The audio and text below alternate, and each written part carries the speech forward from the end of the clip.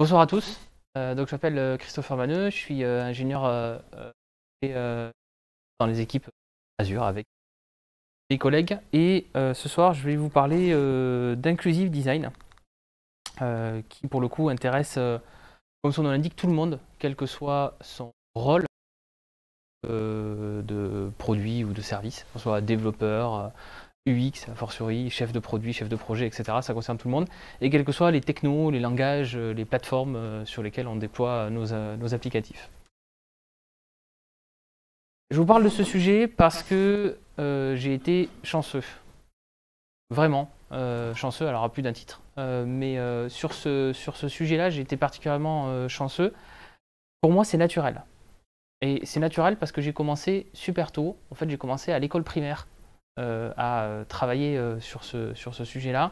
En fait, dans mon école primaire, on était une fois par semaine regroupés avec des enfants qui étaient dans un centre d'éducation adaptée, donc des enfants qui étaient en situation de handicap. En fait, ils venaient dans notre classe et on faisait des activités ensemble. Donc, alors la photo, je ne sais pas pourquoi le vidéo proche, la photo est dégueulasse. Dans le sens, c'est une vieille photo, donc c'est pas très intéressant, mais ça c'est moi.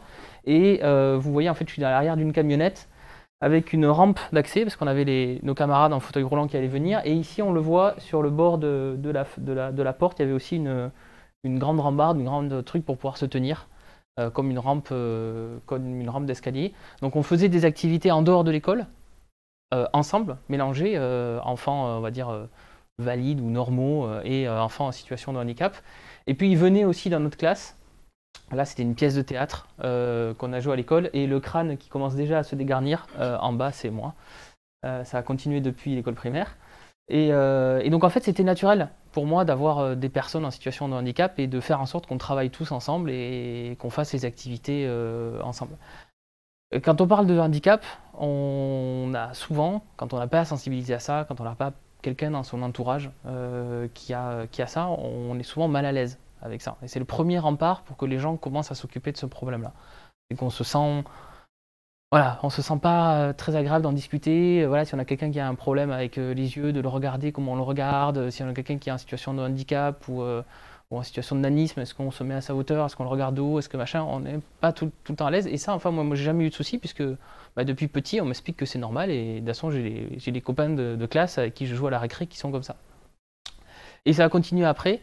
J'en reconnais certains que j'ai déjà vus dans un meet-up ici ou qui me connaissent. Je fais de la plongée sous-marine et en plongée aussi, j'avais Gérard qui était une personne en fauteuil roulant et j'ai commencé la plongée très jeune. Et Gérard faisait de la plongée alors qu'il était en fauteuil roulant et je le voyais dans la ligne d'eau, je le voyais avec sa bouteille. Et donc, en fait, toute mon enfance, ça a été normal d'avoir des gens en situation de handicap autour de moi. Je vous parle beaucoup de handicap. Je vais m'arrêter de parler de handicap parce que l'inclusive design, on va voir que c'est beaucoup plus que simplement parler du handicap. Donc l'inclusive design, c'est une méthodologie qu'on a créée chez Microsoft. Alors on n'a pas tout créé de base, on s'est inspiré aussi de choses qui étaient faites ailleurs. On s'est basé sur un certain nombre de principes de design thinking qu'on peut retrouver, si ça parle à certains, là aussi dans d'autres univers. Mais on l'a poussé avec cet angle. Comment on fait en sorte que nos produits soient le meilleur pour tout le monde, y compris pour les personnes qui vivent une situation d'exclusion. Et en fait, Microsoft, on est extrêmement actif sur ce sujet-là, pour une bonne et simple raison, c'est que on est très sensibilisé à ce sujet-là, à plein de niveaux, et notamment au niveau du PDG de Microsoft, Satya Nadella, qui a un enfant, son fils est en situation de handicap lourd. Et quand on est le PDG d'une entreprise comme Microsoft, avec les moyens comme Microsoft, et qu'on a une situation de handicap dans sa famille, hein, on a de quoi appuyer sur un bouton, envoyer 4 mails et avoir 5000 personnes qui bossent sur le sujet. Donc on est très très actif sur le sujet, en partie à cause de ça. On le fait pour l'ensemble de nos produits. Et donc c'est pour ça qu'on a créé cette méthodologie. Vous le verrez, je vais vous expliquer en quelques mots ce que c'est, et puis surtout vous donner des liens en fait à la fin pour que vous puissiez explorer cette méthodologie chez vous, dans vos équipes, dans vos projets. Puisque c'est des petites choses en fait qu'on peut commencer à faire, quel que soit son projet, des petites réflexions qu'on peut commencer à mener, quel que soit son projet. Donc je ne vais pas parler d'accessibilité, je ne vais pas vous expliquer comment rendre une page web accessible, comment utiliser le narrateur de Windows pour être sûr que quelqu'un qui est déficient puisse utiliser votre site web ou votre appli. Ce n'est pas du tout le sujet technique, là c'est le sujet, on va se détacher un petit peu de la technique, on va réfléchir aux usages et à comment améliorer un produit. Le point de départ de l'inclusive design, c'est de dire qu'on peut tous être exclus à un moment donné. Et donc on passe d'un monde de handicap où on se dit finalement les utilisateurs de mon produit, il y a peut-être 0,5% des gens qui sont handicapés, donc j'ai d'autres choses à faire de mon temps de développeur disponible dans l'équipe que de m'occuper à ça, à on est tous concernés. On est tous concernés par plusieurs types d'exclusions. On peut avoir des exclusions physiques. Quand on parle de handicap, c'est à ça qu'on pense en premier. D'ailleurs, souvent, quand on essaie de symboliser une population de personnes en situation de handicap, on utilise le fameux logo de parking place handicapée avec quelqu'un en fauteuil roulant. Ce qui est une aberration, puisque si on prend la quantité de personnes qui sont en situation de handicap en France ou dans le monde, les personnes qui sont en fauteuil roulant représentent très très peu. Et ça va peut-être vous étonner pour certains, mais une personne peut être en fauteuil roulant et être capable de se lever et de marcher. Voilà. Mais elle peut juste peut-être ne pas le faire pour plus de 5 pas, 10 pas ou plus de 5 minutes dans la journée. Donc elle est obligée d'avoir son fauteuil, mais ça ne veut pas dire qu'elle est clouée à vie dans son fauteuil. Ce n'est pas tout le temps le cas. Il y en a qui sont effectivement dans une situation complètement bloquée. Mais le handicap physique, c'est une toute petite partie du type de handicap et du type d'exclusion surtout qu'on peut vivre. On a les exclusions de type cognitive. Donc là, on parle dans cette catégorie-là plus des handicaps psychiques, donc des gens qui sont atteints de maladies psychiques. On a le handicap émotionnel, et là, ne serait-ce que le fait qu'on soit ici, on a déjà exclu des gens. Parce que venir, même si vous ne prenez pas la parole, vous pouvez soumettre sur Speakerall vos idées pour être à ma place, mais même si vous venez ici, ça veut dire que vous acceptez d'être dans un groupe, d'avoir une relation sociale avec des gens que vous ne connaissez pas. Et ça, déjà, ça exclut des gens. Il y a des gens qui ne supporteraient pas émotionnellement d'être entourés de 20, 30 personnes, 40 personnes qu'ils ne connaissent pas. Donc, ils ne viennent pas au meet-up. Ils ne sont pas capables de supporter ça. Alors qu'ils n'ont pas de problème. Voilà, par ailleurs, c'est des gens tout à fait normaux. Et puis, on a de plus en plus, c'est en train de se développer, les handicaps culturels. On vit dans une société qui évolue beaucoup, avec des normes qui évoluent beaucoup, et des choses qu'on pouvait faire en France, des blagues par exemple qu'on pouvait faire en France il y a 10-15 ans, passeraient plus du tout aujourd'hui. Des blagues qui passent aujourd'hui encore en France, vous allez aux États-Unis, ça passe pas du tout. Je discute assez régulièrement avec des collègues qui travaillent comme moi avec des équipes qui sont dans des équipes remote et donc avec des collègues aux États-Unis. Notamment un qui a beaucoup d'humour, il ne peut pas avoir son humour quand il est à Seattle, ça passe absolument pas. Il se ferait virer, il fait une blague ici, tout le monde rigole autour de la table, il fait la même blague aux États-Unis, il se fait virer. Et donc ça, c'est en train de se développer de plus en plus. Donc déjà, le premier point, c'est de se dire qu'on a tous plus ou moins des types d'exclusion qui peuvent... sur lesquels on peut être concerné. Ça, c'est une première chose. Et la deuxième chose, c'est la temporalité. Quand est-ce qu'on est exclu? Quand on s'occupe de ces sujets-là, on pense souvent... j'ai raté on pense souvent au troisième, au premier que vous avez là, qui est l'exclusion définitive. Quelqu'un qui, par exemple, naît sans son bras, ou quelqu'un qui a un accident de la vie et qui perd l'usage d'un bras. Cette personne, elle aura plus son bras jusqu'à la fin de ses jours. Donc elle va devoir s'adapter et elle est en situation d'exclusion physique toute sa vie. Mais on peut avoir quelqu'un qui est allé au ski et qui s'est cassé un bras. Et là, ça va être quelque chose qui va être temporaire. Quelqu'un qui va avoir plus de bras pendant 3 semaines, 4 semaines, 5 semaines. Mais après, la personne va pouvoir retrouver l'usage de son bras. Et le dernier type d'exclusion auquel on pense quasiment jamais, c'est les exclusions situationnelles. Là, un jeune père de famille, il a donc son enfant, son bébé dans le bras, il n'a que quelques minutes et puis à la limite il peut le passer à l'autre membre du foyer le temps de faire quelque chose, mais de temps en temps il n'a pas son bras.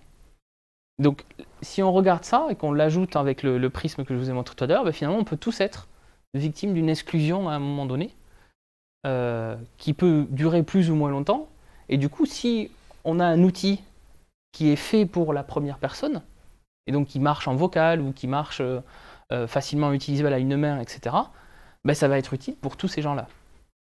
Et ça, c'est un des principes fondamentaux de l'inclusive design, c'est de reconnaître et d'observer l'exclusion.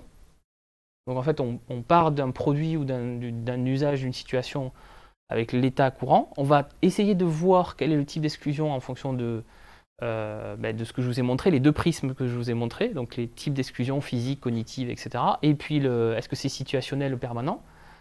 On va essayer de trouver comment on peut résoudre ce problème-là. Et la dernière étape, qui est extrêmement importante, c'est de l'étendre pour tous. C'est-à-dire que l'inclusive design, c'est pas juste faire une solution qui fonctionne pour une personne qui a une exclusion ou une personne en situation de handicap, c'est faire en sorte que le produit fonctionne mieux pour tout le monde, y compris les gens qui sont dans une situation d'exclusion. Je vais vous montrer des exemples concrets de ça, parce que quand on voit les mots sur la slide, on a des fois du mal à se représenter ce que ça veut dire de passer au problème. J'ai résolu pour quelqu'un qui a une exclusion, mais en fait, tout le monde est content de la solution qui est appliquée et tout le monde trouve un intérêt à cette solution. Hop, ouais, ça je vous le montre après. Ce que je voulais vous montrer également, donc vous aurez les liens, ah oui, hop là. Vous aurez les liens, hop, pardon. Alors ça, oui, effectivement, la vidéo a tout cassé du coup. Hop.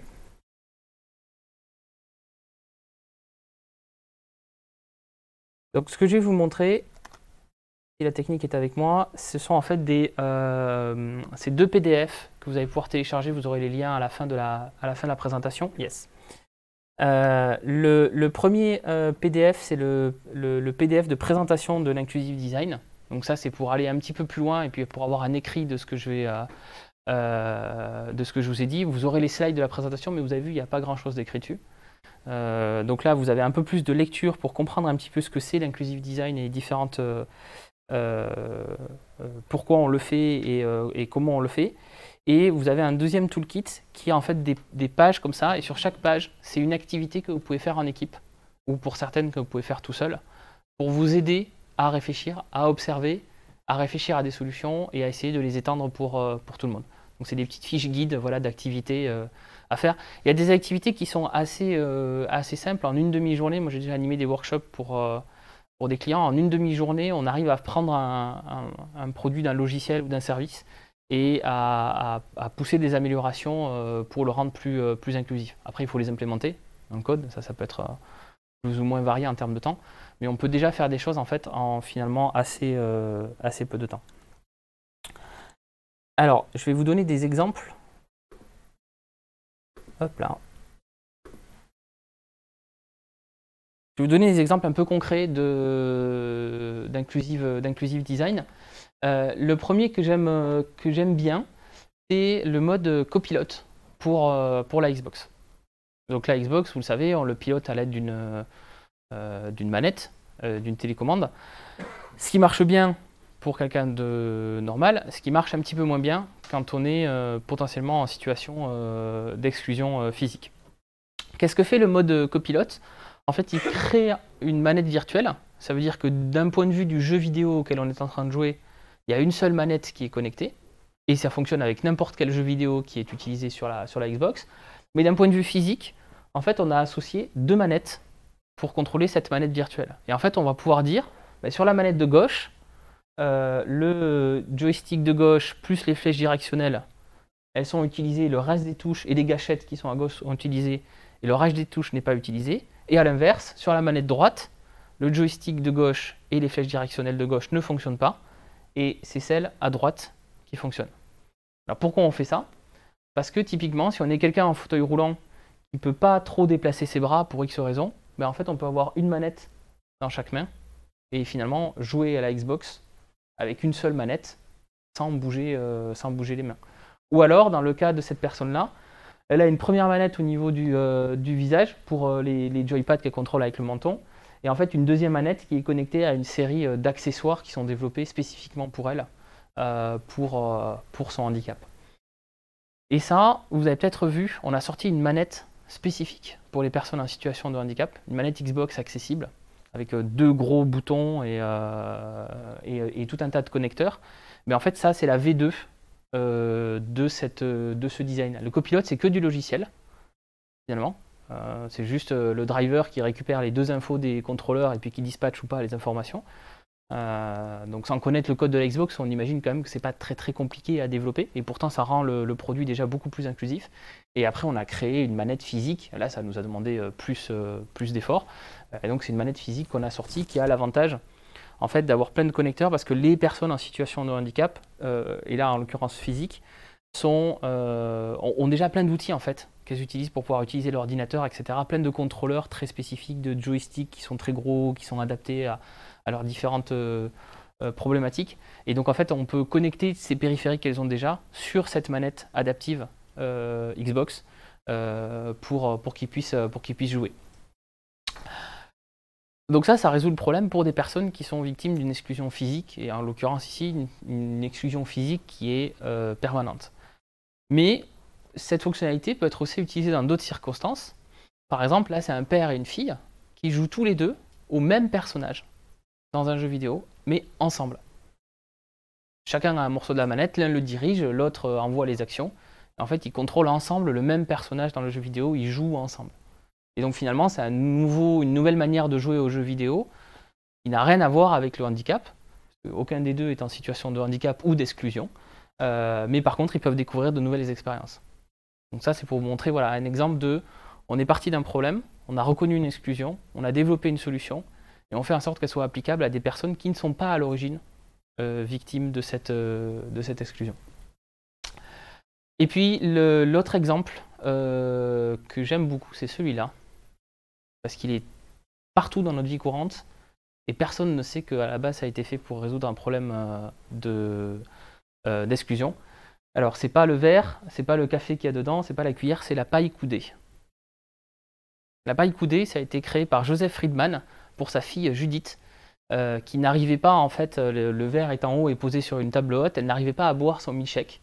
Et donc, il a pris une paille, il a enfoncé une vis dedans, ce qui a fait la petite forme qu'on connaît tous là sur le coude de la paille. Il a bricolé ça, il lui a donné, il a vu que c'était utile, et puis derrière, il a réussi à développer ce produit-là. Aujourd'hui, tout le monde utilise ce type, enfin, quasiment tout le monde utilise ce type de paille, et on n'est pas en train spécialement de penser qu'on est en train de boire, enfin, d'utiliser un truc qui a été fait pour des personnes handicapées. On utilise un objet de la vie courante.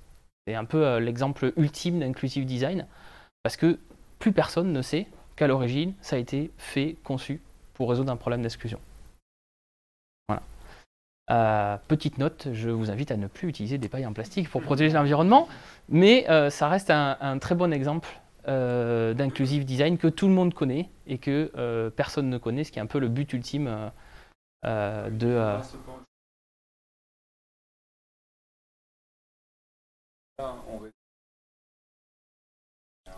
Mmh. Flexible. Alors, tu as tout à fait raison. Il y a des, je suis en avance de 2 minutes, donc j'en profite. Il y a des states aux États-Unis qui ont interdit les pailles en plastique. La France est en train de suivre le même chemin. Il y a des pétitions qui ont été créées par des personnes en situation de handicap parce qu'elles ne peuvent plus aller à Starbucks, par exemple, aux États-Unis.